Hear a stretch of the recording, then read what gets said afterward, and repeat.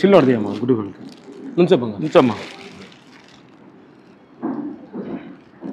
గురుగారు పక్కన నుంచమ్మా తీసుకో సిల్లుది అవకాశం లేదు.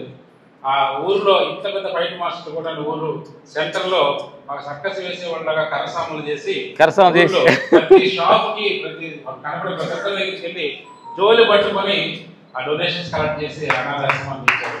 ఆ రోజు గుర్తుని ఆ రోజు మా గృహాన్ని కూడా పావనం చేశారు. ఇవన్నీ గుర్తులు. Thank you. నిరంతరం వీరు ఆధ్యాత్మిక గురువుగా చెప్పినట్టుగా గమనిస్తూ ఉన్నాం. వీరు చాలా గొప్పగా ఏదో మహా గురువులు అవుతారు భవిష్యత్తులో. అది రమేష్ గారు, ప్రసన్న గారు, గుప్తా గారు ఒక్కసారి రండి. మన గురువులందరూ కూడా టీటీసీ చేసినటువంటి మెంబర్స్ రమేష్ గారు రండి. రామిరెడ్డి గారు టీచర్ ట్రైనింగ్ కోర్స్ చేశారు. నీరజ గారు, రెడ్డి గారు, ఒక్కసారి మన టీచర్స్ ఎవరైతే టీటీసీ ప్రోగ్రామ్ చేస్తున్నారో రండి సార్. ఇద్దరికి చాలా బాగా మాట్లాడారు.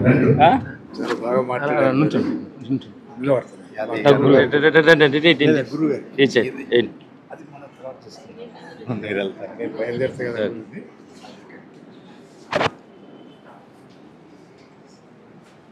రండి రండి పైకి. టీచర్ ట్రైనింగ్ చేసినటువంటి మాతాజీ, నేను మాతాజీ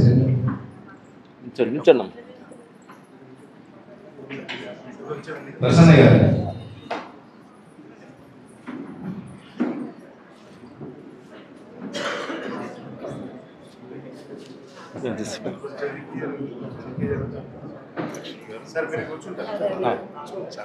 సార్ కూర్చోండి.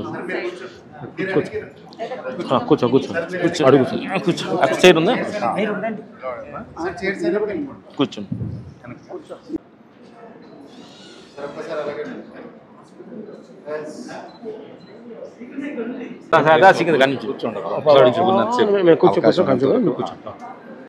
ఏదైనా 4 విషయాలు బోధిస్తే నేర్చుకుంటామా? మళ్ళీ కళ్ళు మూసుకున్నాడు. అప్పుడు మూసుకుంటేనే దశాబ్దాలు పట్టింది. ఇప్పుడు మూసుకుంటే ఎప్పుడు తెరుస్తాడో ఈయన అనుకున్నాడు. మళ్ళీ తెరిచేదాకా ఉంటే చూద్దామని నేను కళ్ళు మూసుకున్నాను. దశాబ్దాలు గడిచిపోతున్నాయి. వాళ్ళు అట్లాగే ఉన్నారు. వాళ్ళ యొక్క నిగ్రహ శక్తికి, శ్రద్ధకి ఆ కళ్ళు తెరిచినప్పుడు వారికి బోధ చేసినటువంటి అవతారమే దక్షిణామూర్తి అవతారం. 4 మంచి విషయాల్ని 4 నిమిషాలు ఓపికగా వింటామని అంటే ఈరోజు వీరు లభించేవారు కాదు మనకి కదా. అందుకే ఇందాక వారు అంటారు చూసారా, రాళ్ళేస్తున్నప్పుడు మౌనంగా ఉండండి అని. నాకు ఎంతమంది చెప్పి నేను అట్లాగే మౌనంగా ఉన్నా. పౌర్ణమి రోజే పెడదాం అంటే సర్లేండి అంతే, ఇంకొక మాట లేదు. ఆదివారం రోజు కాబట్టే ఈరోజు ఇంత హాయిగా ప్రశాంతంగా దూరం నుండి వచ్చిన వారు కూడా అనేక మంది ఉన్నాం. ముఖ్యంగా ఇక్కడ మనందరం దేనికోసం వచ్చాము చెప్పండి? దేనికోసం వచ్చాం? దేనికోసం అమ్మా? ప్రశాంతతకి. అంటే ఇంట్లో లేదా అంటే లేని దానికోసమే రావాలి అమ్మా. గురువుల సాంగత్యము అంటే గురువులు ఎప్పుడు ఉండట్లేదు అన్నమాట. ఎంబటి ఆధ్యాత్మిక విషయాల కోసం, ఇంకా జ్ఞానం కోసం, ఆనందం కోసం, ఇంకా సందేశం కోసం, అబ్బో మార్పు కోసం. నా మార్ప మీ మార్ప మీదేనా? నాలో మార్పు కోసం వచ్చుంటే కష్టమే కదా. సో అమ్మా గురు దర్శనం అయిపోయిందిగా, ఇంకా వెళ్ళొచ్చు. వెళ్ళారు పొరపాటు. నేను నాడేలా కాదు ఇది. నేను ఒకసారి ఒక గురువు గారి దగ్గరికి వెళ్ళే క్రమంలో ఎప్పుడు వెళ్తుండేవాడిని, మధ్యలో కొంతకాలం గ్యాప్ వచ్చింది. దారిలో వెళ్తున్నప్పుడు నాకు మొదటి నుండి ఎన్నోసార్లు చెప్పాను, ఎక్కడో గురువు ఉన్నారంటే దర్శనం చేసుకుని వెళ్ళడం నాకున్న అలవాటు మొదటి నుండి. నేను చాలాసార్లు చెప్పాను, హైదరాబాద్ వచ్చి నేను 20 ఏళ్ళ నుండి వస్తాను, ఇంతవరకు మీరు నమ్మరు. నేను చార్మినార్ చూడలే, గోల్కొండ చూడలే, నాకు మిగిలినవన్నీ నేను తెలియదండి.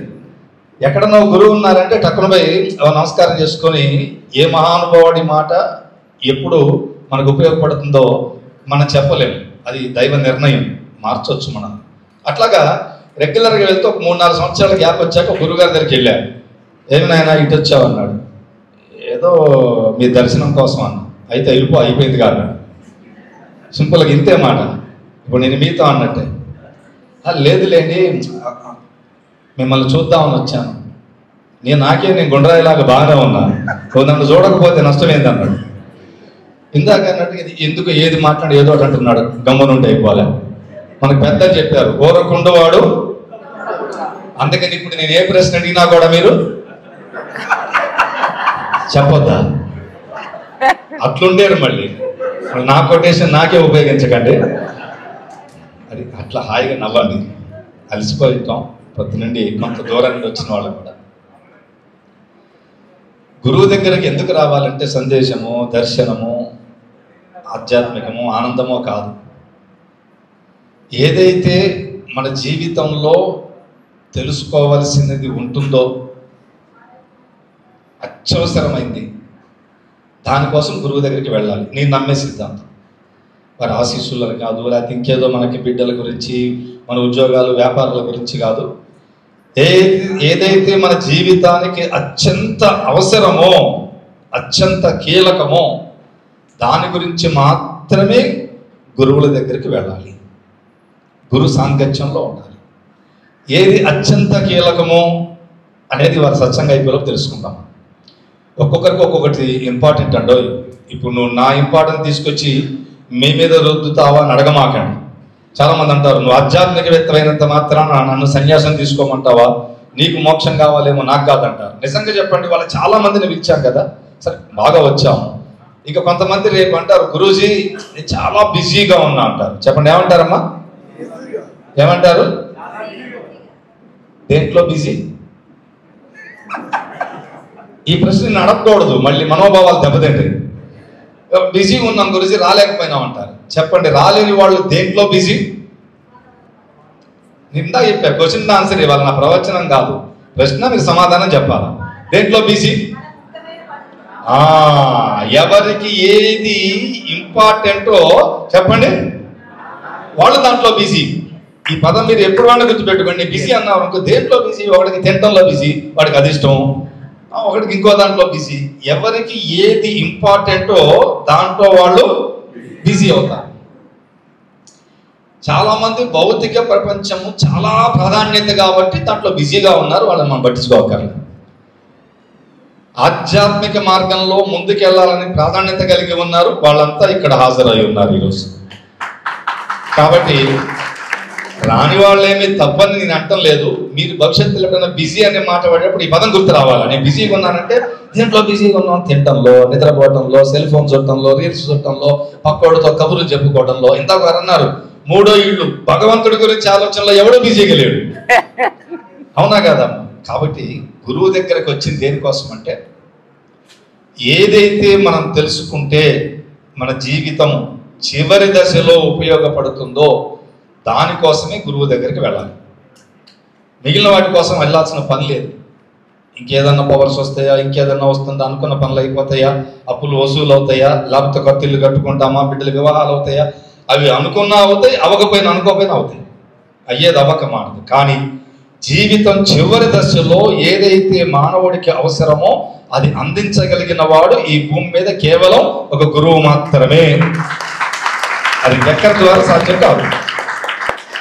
ఇలాగ మన గురు పూజ అప్పుడు చెప్పుకున్నాం, నారాయణం పద్మభువం వశిష్టం శక్తించ తత్పుత్ర పరాశరంచ. ఈ గురు పరంపర, వ్యాసం సుఖం గౌడ పదం మహాంతం కదా. ఇలాగ మనం ఎక్కడ ఈ పరంపర మొదలైంది? గురు పౌర్ణమి రోజున మన అందరికీ సెలబ్రేషన్ చేసుకున్నాం, గురు పూజలు చేసుకున్నాం, బ్రహ్మాండంగా ఉంది. కానీ అసలు ఆ వాస్తవానికి గురువు అవసరం ఎందుకు వచ్చింది ఈ భూమి మీదకి? భగవంతుడే గురువుగా అవతారం దాల్చవలసిన అవసరం ఎందుకు వచ్చింది? జంతువులకి, క్రిమికీటకాలకి, పశు పక్షాదులకి గురువుతో పని లేదు కదా. ఒక్క మానవుడికి గురువు అవసరం ఎందుకు కలిగింది? ఇంకా చెప్పాలంటే వాటికన్నా తెలివిగలవాడు, మేధావి, సర్వ ఇంద్రియములు అద్భుతంగా పనిచేయగలిగినటువంటి శక్తి సంపన్నుడు, ఇతర లోకాలకు కూడా వెళ్ళగలిగినటువంటి, అంటే ఇతర గ్రహాల మీద కూడా వెళ్ళగలిగినటువంటి మేధా సంపత్తి కలిగిన వాడికి ఎందుకు గురువు? ఏమీ తెలియనటువంటి జ్ఞానము లేదు, వాడికి ఏమీ తెలియనటువంటి క్రిమికీటకాల గురువుతో పని లేకుండా పోయింది కదా. ఇలాంటి గురువు విలువ తెలియజేయడానికి మనం మొదటి గురువుగా చెప్పుకునే శ్రీమన్నారాయణుడు. నారాయణం పద్మభువం వశిష్టం. అక్కడి నుండి బ్రహ్మకి, అక్కడి నుండి వారి యొక్క వశిష్ఠుల వారికి, తర్వాత శక్తి, తర్వాత పరాశరుడు, పరాశర క్రమంలో వ్యాసుల వారికి, వ్యాస నుండి గౌడపదుల వారికి, ఆ తర్వాత మనం తర్వాత చెప్పుకున్న శంకరాచార్యులు 4 పీఠాలు స్థాపించి వారి పరంపర, ఇలాగా ఎంతో మనం ఈ పరంపరను తీసుకుంటే కనుక శ్రీమన్నారాయణ దగ్గర మొదలైనటువంటి వేద పరిజ్ఞానము నేటి వరకు మనకు అనేక మంది గురువుల ద్వారా అందించబడుతుంది. అమ్మ ఒక్క మాట జాగ్రత్తగా అర్థం చేసుకోండి. మొట్టమొదట ఈ గురు పరంపరలో మనకి చాలా మందికి సందేహం కలుగుతుంటుంది. గురు పౌర్ణమి లేకపోతే ఏ గురువుని ఆశ్రయించాలి, దీంట్లో ఎవరు గురువు, మహాగురువు. గురువు అనేవారు వేల మంది ఉండరు, వందల మంది ఉండరు. ఊరికి ఒకరో, ప్రాంతానికి ఒకరో, లేకపోతే మరొకరో కాదు. శాస్త్రం ఏమి చెబుతుంది అంటే యుగానికి ఒక గురువే ఉద్భవిస్తాడు ఈ భూమి మీద ఉద్ధరణ కోసం. యుగానికి చెప్పండి ఎంతమంది? కృతయుగములో ఎవరు గురువు? దక్షిణామూర్తి శ్రీ మహాశివుడే. మనలాంటి వాళ్ళం ఇట్లాగ ఇప్పుడు గురు సందేశం కోసం ఎట్లా కూర్చున్నారు, అట్లా కొన్ని వందల మంది ఋషులు మహాశివుడి దర్శనం కోసం వారు మౌనముద్రలో ఉంటే నోరు తెరిస్తే 4 అద్భుతమైన వేద విషయాలు తెలుసుకుందాం కూర్చున్నారు.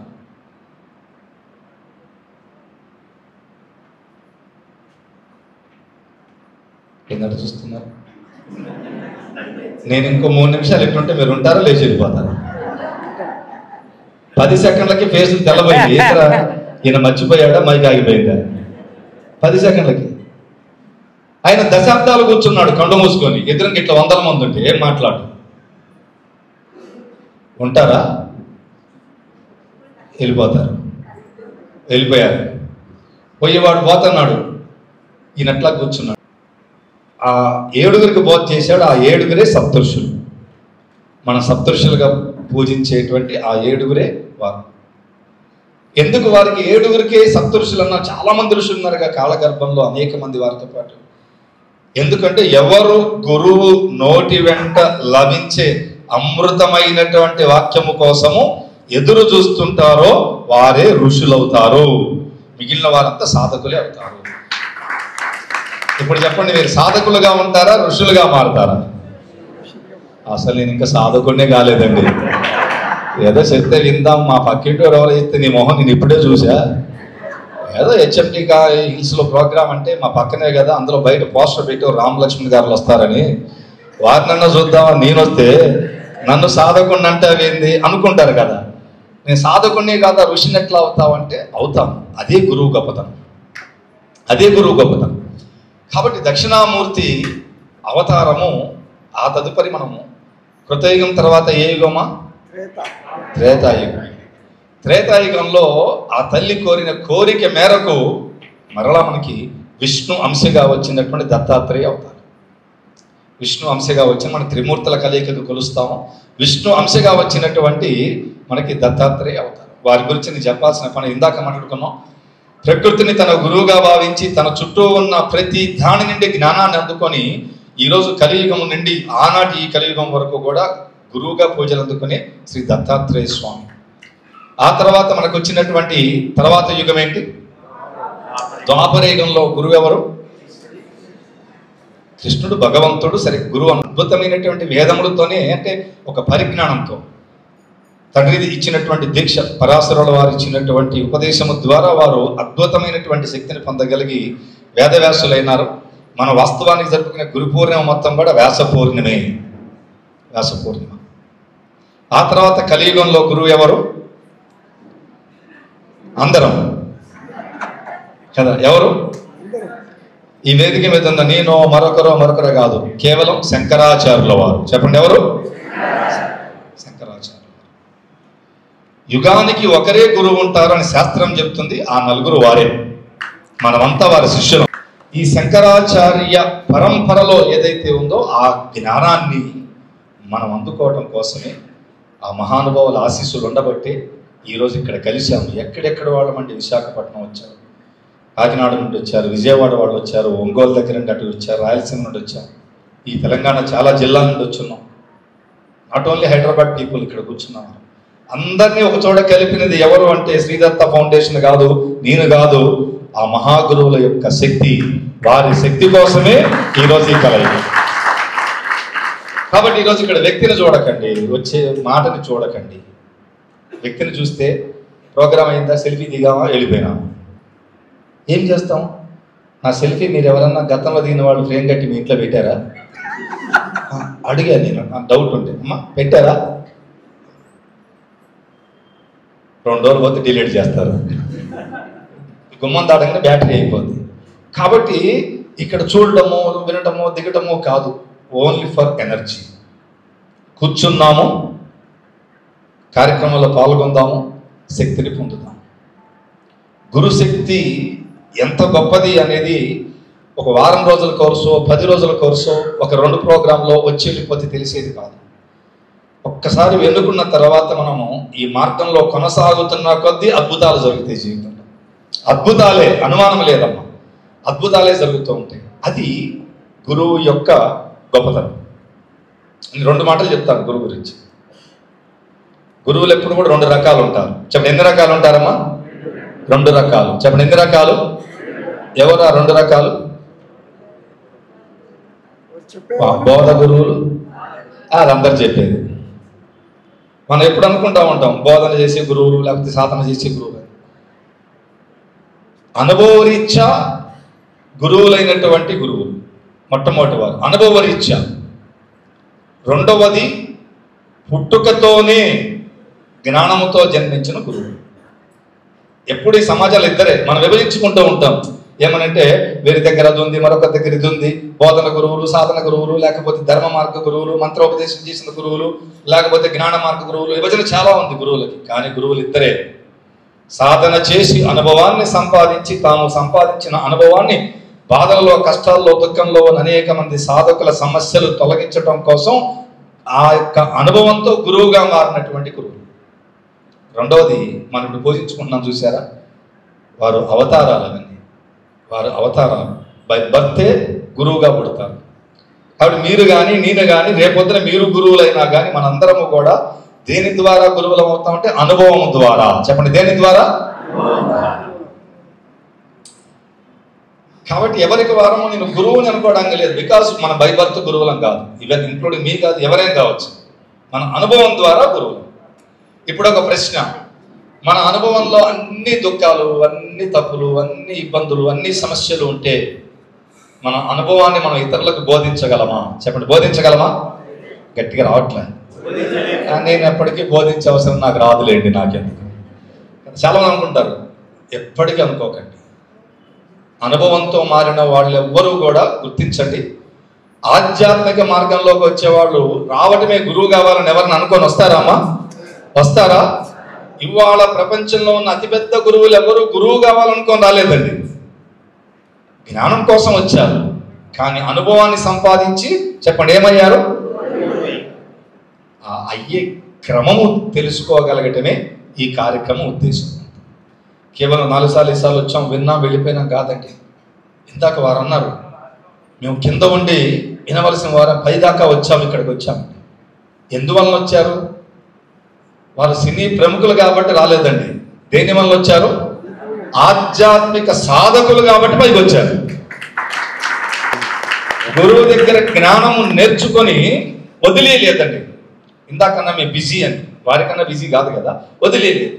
సాధన పట్టుకున్నారు, సాధన చేశారు. ఈరోజు ఒక 2 గంటలు వారు మాట్లాడితే 1 నిమిషం అన్నా మనకి బయటకు పోవాలని, తల తిప్పాలని అనిపించిందా? అది ఆ స్థాయికి వచ్చారు.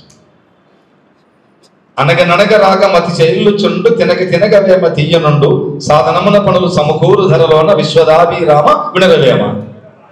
పట్టు పట్టనేల పట్టి వేడనేల. ఇవాళ వస్తే రేపు కనపడట్లే, రేపు వస్తే ఎల్లుండి కనపడాలి. ఏమిరా అంటే చూసేసా, గురువుని వినేసా, నాకు అన్నీ వచ్చేసింది.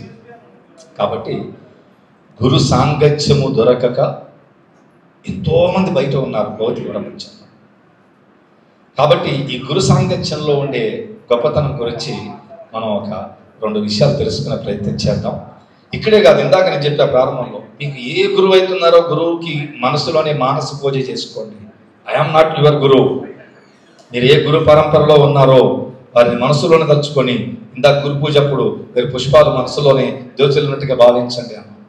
అలా ఎంతోమంది గురువు మన జీవిత ప్రవాహంలో మనల్ని ముందుకు నడిపిస్తూ ఉంటారు. కాకపోతే మనకే గురువు దగ్గర ఏమి తెలుసుకోవాలో తెలియదు. ఒకసారి ఇద్దరు గురు శిష్యులు కలిసి నడుచుకుంటూ వెళ్తున్నారు మార్గ మధ్యంలో అడవిలో ఆశ్రమానికి పోవటానికి. వాళ్ళ గమ్యం ఎక్కడికి? ఆశ్రమానికి చేరాలి. కొద్ది దూరం పోయేసరికి శిష్యుడికి ఒక మెరుస్తున్నటువంటి ఒక వజ్రాల హారం కనపడింది. చెప్పండి, ఏం కనపడిందమ్మా? ఆడవాళ్ళు మనసులో ఏమనుకుంటారంటే ఆ శిష్యుడు నీదేనా బాగుండే కదా. వజ్రాల హారం వెంటనే కానీ ఎప్పుడు వేసుకోలేదు అనుకునే వాళ్ళు వజ్రాల హారం కనపడింది. గురువు ముందర నడుస్తున్నాడు, వెనక శిష్యుడు ఉన్నాడు. ఆగుదామా? అంత దూరం నుండి కనపడింది. ఇక్కడి నుండి పోతున్నాడు. వాడి ధ్యాస అంతా వజ్రాల హారం మీదే ఉంది. నడుచుకుంటూ పోతున్నారు. వాడు దాటిపోయినా కూడా ఇక తలదిప్పు చూసుకుంటూ వజ్రాహారం తీసుకోకుండా పోతున్నాను అనుకున్నాడు. ఆశ్రమంకి పోయి కాళ్ళు కడుక్కున్నారు. ఇద్దరు ధ్యాన ముద్రలో కూర్చున్నప్పుడు గురువు గారు నవ్వుతూ వేరే దారిలో ఒక తెల్ల నెమలి కనపడిందిరా, ఎంత అందంగా ఉంది చూసావా అన్నాడు. తెల్ల నెమల ఎక్కడ గురువు గారు అన్నాడు. 2 నిమిషాలు ఆగి, అరే మధ్యలో ఒక తెల్ల ఏనుగు చూసావా, బ్రహ్మాండంగా ఐరావతం లాగుంది చూసావా అన్నాడు. తెల్ల ఏనుగా అని తెల్లమొహం వేశాడు. అరే నాకు తెలుసురా, నువ్వు ఆ నెమలిని చూడలేవు, నువ్వు ఆ ఏనుగును చూడలేవు, నీ ధ్యాస అంతా చెప్పండి దేని మీద ఉంది? అర్థమైంది అనుకుంటా, ఎవరని చెప్పక్కర్లే. గురువు దగ్గరకు వచ్చి ఏది పొందాలో వదిలేసి ఆ దారిలో కనపడే రాళ్ళు రప్పలు చూసుకుంటూ పోయే శిష్యుల్లాగానే ఉంటుంది ఈ గురు మార్గంలో ఉండే సాధకులందరి పరిస్థితి. ఏది మనము తెలుసుకుంటే ఇంకా తెలుసుకోవాల్సింది ఏది ఉండదో అటువంటి అద్భుతమైన బ్రహ్మ జ్ఞానం అందించేవాడే గురువు. గుర్తుపెట్టుకోండి. ఏది తెలుసుకుంటే ఇంకా ఏది మనకి తెలుసుకోవాల్సినటువంటి అవసరం ఉండదో అటువంటి బ్రహ్మ జ్ఞానం మనకు అందించే వ్యక్తే గురువు. అమ్మా, మీ అందరికీ స్వర్గానికి పోవాలని ఉందా, నరకానికి పోవాలని ఉందా? ఆడికి పోవాలని ఇదేంటి ఉంటారా? నేను లంచ్ పెడతా, డిన్నర్ పెట్టాం, ఉండని వాళ్ళు ఇళ్ళగొడతారు. తర్వాత మనం ఒక పూటకే బుక్ చేసాం. ఎక్కడికి పోవాలని లేదంట. తెలివిగా సమాధానం చూసారా? గురువుకి నామాలు పెడదామంటే నేను అంతమందిని అక్కడ చూసి ఇక్కడికి వచ్చాను. 2 ఉన్నాయి. ఇప్పుడు ఆన్సర్లో ఏబి ఇస్తే నేను ఏ పెట్టిన బి పెట్టిన సొంతంగా సి రాసుకొని పెడతానంటే కుదరదు కదా. ఆన్సర్లో 2 ఉన్నాయి. ఇప్పుడు చెప్పండి, స్వర్గానికి పోదామా నరకానికి వెళ్దాం అనుకున్నారా? ఏమండి, నరకం అనే వాళ్ళు చేయొద్దండి. ఎంతమంది ఉన్నారు? అసలు ఎత్తేది ఏముంది, ఉన్నది అక్కడేగా. పోయేదేముంది సారిక, పోవటం ఏముంది, పొద్దున్న లేస్తే అక్కడే ఉంటున్నాం కదా. అంతేనమ్మా? సరే, ఎత్తని వాళ్ళంతా స్వర్గానికి వెళ్దామని సిద్ధంగా ఉన్నారు. బుక్ చేశారా? అమెరికా పోవాలన్నా లేకపోతే మీరు సింగపూర్ పోవాలన్నా ముందే మీకు పాస్పోర్ట్ ఉండాలి, వీసా ఉండాలి, ఆ టైంకి టికెట్ దొరకాలి, ఎక్కిన మన ఫ్లైట్ పడిపోకుండా ఉండాలి. అప్పుడు కదా చేరేది. మరి అక్కడికి పోవడానికి 2 నెలలు 3 నెలలు 4 నెలలు పాస్పోర్ట్లు, వీసాలు, టికెట్లు, లగేజీలు, మళ్ళీ తూకం వేసుకుంటూ ఉంటాడు. 15 కేజీలు దాటితే పోలేదు, 25 కేజీలే మనిషికి ఇంతని తూకాలు లెక్కేసుకున్నాం కదా. ఏది అక్కడికి పోయేదానికి. మరి స్వర్గానికి పోవాలంటే ఎన్ని లెక్కేసుకోవాలి, ఎన్ని రెడీ చేయాలి? చేశారా? అప్పటికప్పుడు పోతామా? ఎట్ట పోతాం? ఎక్కడి నుండో ఈ హైదరాబాద్ రావడం రాలేకపోయారు. ఈరోజు హైదరాబాద్లో ఉన్నవాడు ఇక్కడ దాకా రాలేకపోయాడు, స్వర్గానికి పోలేదు. సరే, స్వర్గం పక్కన పెట్టండి. ఇప్పుడు ఇంకో ప్రశ్న, స్వర్గం కావాలా మోక్షం కావాలా? ఏం సార్ మగవాళ్ళని తట చూస్తున్నారు? వాళ్ళ లోపల ఏంటంటే వాళ్ళ ఆడు గుర్తొచ్చి నాకు మోక్షం అంటే ఆమె నుండి విముక్తి కలిగితే చాలు, అంతకు మించిన మోక్షం లేదు. మనసులో చెప్పలేరులేండి బయట. సరే, స్వర్గం కావాలా మోక్షం కావాలా? ఏంటో తేడా? ఏం సార్ అసలు మగవాళ్ళు ఏం మాట్లాడట్లే? నాకు డౌట్ ఏంటంటే కొద్దిమంది మాట్లాడుతున్నారు, కొద్దిమంది మొగళ్ళు అసలు నోరు తెరవట్లే. నోరు తెరవని బ్యాచ్ అంతా భార్యాభర్త వచ్చి ఉంటారు. ఇక్కడ ఏం చెప్పినా ఇంటికి పోయి నాకు ఆమె అడుగుద్ది, అబ్బా అక్కడ బాగానే చెప్పావే అబద్ధాలని. అందుకని ఏం మాట్లాడట్లే కదా. ఇప్పుడు చెప్పండి, స్వర్గం కావాలా మోక్షం కావాలా? స్వర్గం అంటే ఎవరి అకౌంట్లో పుణ్యం అధికంగా ఉంటుందో వారు కొద్దిసేపు గడిపేటువంటి ప్రదేశం, పర్మనెంట్ ప్లేస్ కాదు. ఎవరి దగ్గర అయితే చేసిన పుణ్యకర్మలు, దైవారాధన, గురుసేవ, మాతృపితృసేవ, ఇవన్నీ ఎవరి అకౌంట్లో పుణ్యకర్మలు ఎక్కువగా ఉంటే వారు గడిపే తాత్కాలికమైనటువంటి రెస్ట్ ప్లేస్. బట్ మోక్షం అనగా again there is no birth, no birth. ఇప్పుడు చెప్పండి, గురువు అంటే ఎవరు? కష్టాలు కలిగించేవాడు కాదు, స్వర్గప్రాప్తి కలిగించేవాడు కాదు, మోక్ష మార్గం చూపించేవాడే గురువు.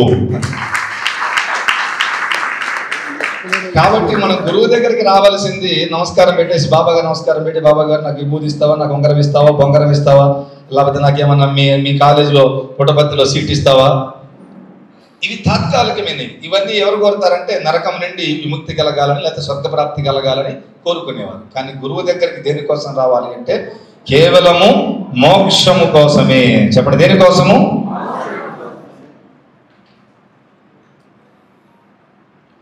మరి మోక్షం రావాలంటే అంత సులభమా? అరే స్వర్గానికి పోవాలంటే చాలా చెప్పాం కదా మనం. దాని టాపిక్ కాదు కాబట్టి వదిలేసాను. స్వర్గప్రాప్తి గురించి అంటే ఒక రోజంతా మాట్లాడుకోవాలి, పుణ్యకర్మ గురించి. అది కాదు మన టాపిక్. మన టాపిక్ మోక్షం కాదు. అంత సులభమా మోక్షం లభించటము అనేది కదా. మోక్షం ఎవరికి దొరుకుతుంది? క్వశ్చన్ అండ్ ఆన్సరే, మీ మధ్యలో ఆన్సర్ రావాలి. మోక్షం ఎవరికి లభిస్తుంది?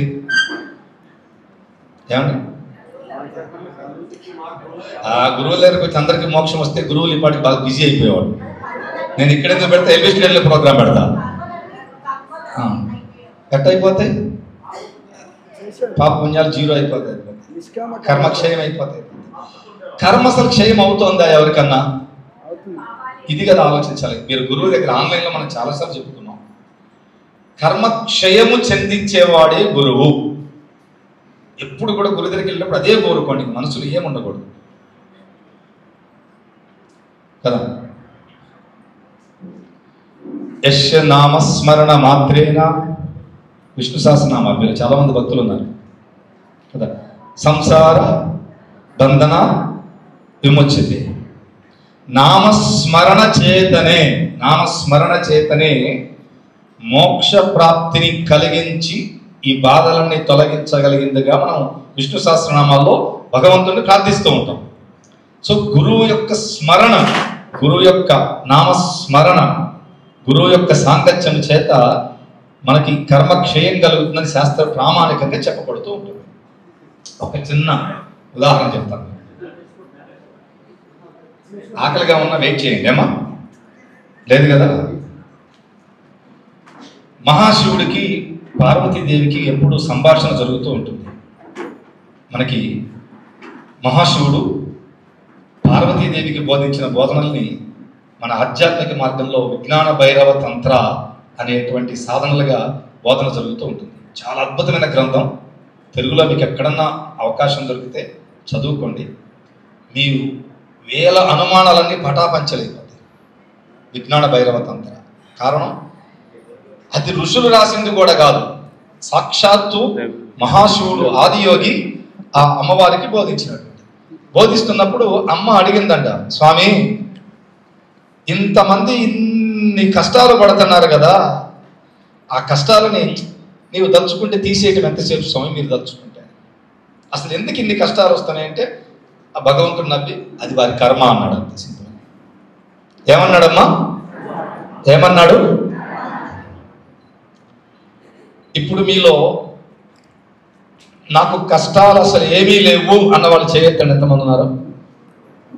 ఏ కష్టము ఏ సమస్య లేదన్న వాళ్ళు చేయొద్దండి. వాము ఒక్కడు లేదు. అసలు నాకు ఏ చీకు చింత లేదు గురూజీ. అసలు అబ్బా నా అంత ఆనంద స్వరూపం ఎవడు లేడు. అసలు కైలాసంలో శివుడు నాట్యం చేశాడో లేదో తెలియదు కానీ నా మనసు లోపల ఎప్పుడు నాట్యం చేస్తూ ఉంటుంది. జంతువునాం నరజన్మ దుర్లభం, ఈ జన్మ చాలా గొప్పదని ప్రతి క్షణం నేను పులకరించిపోతంట, నా మనస్సు నా తనువు అంత పులకరిస్తుంది. ఉన్నారా ఒకళ్ళన్నా? ఇదే మాట మహాశివుడు చెప్పాడు, నేను చెప్పలే. వాడు ఎన్నో కర్మలతో వస్తాడు భూమి మీదకి, గత జన్మల కర్మలన్నీ వాడు అనుభవించవలసిందే. అట్టెట్టు తండ్రి, అట్టెట్ల స్వామి, మీరు తీసేయాలి, వాడు భరించలేకపోతున్నాడు ఆ బాధలు, కొంచెం తీసేయచ్చు కదా. అప్పుడు ఆయన ఒక మాట చెప్పాడు, అసలు ఆ కర్మ అనుభవించే ఫలితం అనేది లేకపోతే చెప్పండి ఏమవుతుంది? ఏమవుతుంది? అసలు మనిషి అనే వాడికి భయమే ఉండదు. చెప్పండి ఏముండదు? అటు దారితో పోతా పోతా పొడిచిపోతాడు. మనకి ఈ చట్టము లేకపోతే, పోలీసు వ్యవస్థ లేకపోతే, జైలు లేకపోతే వాడు దారిలో పని ఊరికే పోతా పోతా కేక్ కోసిపోతాడు. ఎందుకంటే ఎవడేమంట కదా, పట్టుకోరు కదా. అలాగే భగవంతుడు అన్నాడు, వాడు చేసిన కర్మకి వాడికి ఆ ఫలితం లేకపోతే వాడికి భూమి మీద భయం ఉండదు. కాబట్టి కర్మ ఫలము ఉండవలసింది. ఏదన్నా కానీ తొలగించమన్నాడు. తొలగించమన్నప్పుడు సరే చిన్న టెస్ట్ చేద్దామన్నాడు పరమాత్మ. అత్యంత పేదవాడిని ఎన్నుకున్నారు. ఆ భారతదేవ్ అందంట, నువ్వు ఏమి చేసినా వాడి పేదరికం తొలగించి తీసేయమంట. పిచ్చిదానా, నీకు చెబితే అర్థం కావట్లా, వాడికి ఆ కర్మ ఉన్నంత వరకు ఆ పేదరికం బోధమ్మా అన్నాడు. నేను నమ్మను, నాకు ఊరికి మాటలు చెప్తున్నావు, నువ్వు అది నిరూపించాలి అని. సరే, ఆ పేదవాడు వాడు తినడానికి తిండి లేదు, వాడి దారిలో పోయే దారిలో ఒక రత్నాల మూట వదిలేశారు. అప్పుడు అన్నండి భారతదేవి, ఇందాకేదో అన్నావు, వాడి పేదరికం బోధ, వాడి కర్మ గరగదా, 2 నిమిషాలు చూడు, వాడు ఆ మూట తీసుకొని ఊరు మొత్తంలో కోటీశ్వరుడు అవుతాడు అంటే ఆ మహాశివుడు నవ్వుతూ, ఒక 2 నిమిషాలు ఆగు నువ్వు కూడా అన్నాడు. వీడు నడుచుకుంటూ పోతూ ఉంటే ఎదురుగా కండ్లిన గుడ్డివాడు నడుచుకుంటూ ఎదురుగా వస్తా ఉన్నాడు. చూశాడు, ఎవరు? ఈ పేదవాడు. చూసి, అయ్యో భగవంతుడా,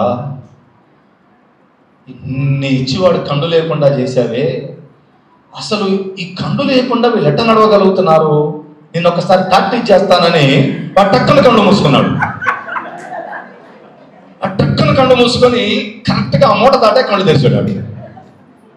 అప్పుడు చెప్పాడంట మహాశివుడు, ఇందాకేమన్నావు, 2 నిమిషాల్లో వాడు కోటీశ్వరుడు అవుతాడా? వాడు కర్మ గరగనంత వరకు వాడు ఎట్టి పరిస్థితుల్లో కూడా అనుకున్నవి సాధించే ప్రసక్తే చెప్పండి. ఇప్పుడు చెప్పండి, రోజు పొద్దునగా నేను లిస్టు చదువుకునే వాళ్ళంతా ఎక్కడి సాధ్యమవుతుంది? కర్మ కరగనంత వరకు మనకి అయినట్టుగానే ఉంటాయి, అవ్వవు. వాడు ఇస్తానంటాడు, ఇవ్వడు. అమ్మాయి పెళ్లి సంబంధం అంతా కుదిరితే ఎంగేజ్మెంట్ డేట్ పెట్టాం, వాడు ఫోన్ ఎత్తాడు. అన్ని అయినట్టుగా ఉంటాయి. గురూజీ అన్ని చేయదాకా వస్తున్నాయి, జారిపోతున్నాయి, ఈయనే చేయాలో. ఇప్పుడు కర్మమూట అంత ఎక్కువగా ఉన్నప్పుడు ఎవ్వరు ఏమి చేయలేరు. ఉద్ధరేదాత్మనాత్మానం, ఎవరిని వారు చెప్పండి ఉద్ధరించుకోవాల్సిందే. అందుకని గురు సాంగత్యంలో ఎప్పుడు ఏం కోరుకోవాలి తెలుసామా?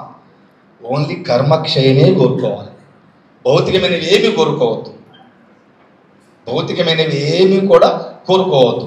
కాకపోతే ఇంకోటి చెప్తారు, అనాయాసేన మరణం వినా ధైర్యేన జీవనం. అంటే అనాయాసమైన ఏమి రావాలి? మన దేవాలయంకి వెళ్తే ఇవన్నీ మీరు మహిళలకు బాగా తెలుసు, మన కేవలం దేవుడి దండం పెట్టుకోవడం తెలుసు, అంతే కదా. ఆడవారికి మంత్రాలను తెలుసు. దేవాలయంకి వెళ్తే ఏదో కొబ్బరి చెప్ప ప్రశాంతి నేను రావడం కదా, మెట్ట మీద కూర్చొని ఈ మంత్రం చెప్పుకోవాలి. అనాయాసేన మరణం వినా ధైర్యేన జీవనం అని చెప్పినప్పుడు ఏమవుతుంది అంటే, స్వామి ఏ శ్రమ లేకుండా సునాయాసంగా తీసుకెళ్ళి, వినా దైన్యేన జీవనం, ఎవరి మీద ఆధారపడకుండా, ఏ బిడ్డల కోసము రెక్కలు ముక్కలు చేసుకొని పడరాని పాటలు పడి బళ్ళ కింద చేతులు పెట్టి తిండి తిప్పలు లేకుండా వాడిని ముంచి వీడిని ముంచి సంపాదించాము, చివరికి వాళ్లే మనల్ని వదిలేస్తే చీ అని పట్టించుకోకుండా నిర్లక్ష్యం చేస్తే చూపులేసి పైపులేసి కోతలు కోసి ఒంటి మీద వాళ్తున్న ఈగలను కూడా విదిలించుకోవడానికి చేతులు లేవక కన్నం బట్టి ధారగా నీళ్లు గారుతున్న ఆ జీవితం నాకు వద్దు. వినా దైన్యేన జీవనం. అటువంటి స్థితిని తొలగించి నాకు నీ సాంగత్యం కలిగించి నాకు మోక్ష ప్రాప్తి కలిగించు అని మనం భగవంతుణ్ణి దేవాలయంలో అడగవలసిన విన్నపం. మనకి దగ్గరలో ఫేమస్ వెంకటేశ్వర టెంపుల్ ఏంటి చెప్పండి? చిలుకూరు. ఏం దేవుడు ఆయన? చూసారా? వీసా దేవుడు. అంటే అక్కడ పోయి ఆయన ఏం అడుగుతాం మనం? వీసా అడుగుతాం. శాస్త్రం ఏం చెప్తుంది? నువ్వు భగవంతుడిని కానీ గురువుని కానీ ఏం కావాలని అడగమంటుందమ్మా? ఏమైనా ఖర్చు అయ్యేదా చెప్పండి? దీనికి ఏమన్నా కష్టమా? జ్ఞానం కావాలా, పాండిత్యం కావాలా, వేదం కావాలా, మంత్రాలు కావాలా? ఏమొద్దు స్వామి, నాకు మోక్షాన్ని కలిగించు. ఎక్కడికన్నా వెళ్ళండి, ఏ గురు, నాకు మోక్షాన్ని కలిగించు. ఏం కలిగించాలి? ఇప్పుడు ఇంకో ప్రశ్న. Thank you. ఒకసారి మరలా ధన్యవాదాలు తెలియజేద్దాం. ఎంత బిజీలో ఉన్నా మనకి వారు ఇటువంటి అవకాశం కల్పించినందుకు కూర్చోండి.